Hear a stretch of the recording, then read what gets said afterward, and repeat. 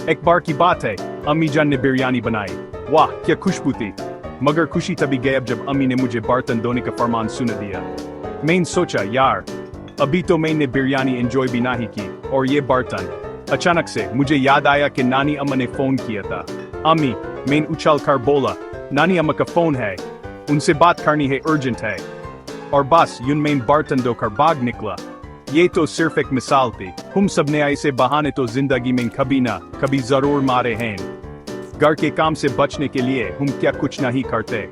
कभी बीमारी का बहाना, कभी पढ़ाई का प्रेशर और कभी दोस्त की शादी का ड्रामा। घर में चुप कर रह जाओ जैसे हमें ही नहीं। अम्मी की आवाज आती है, बेटा ये काम कर दो।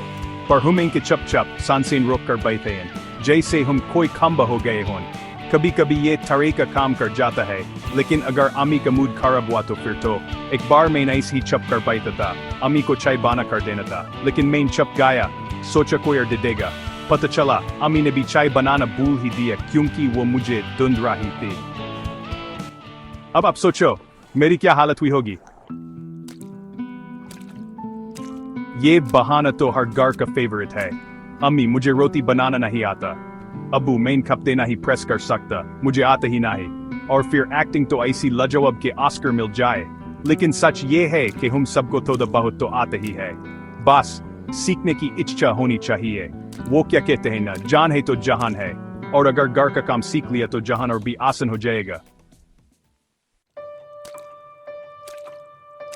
देखिए सच ये है कि घर का काम सिर्फ अम्मी अब्बू की जिम्मेदारी नहीं है, हम सबको मिलकर घर चलाना चाहिए। हंसी मजाक में ही सही, लेकिन अपना फर्ज निभाना चाहिए।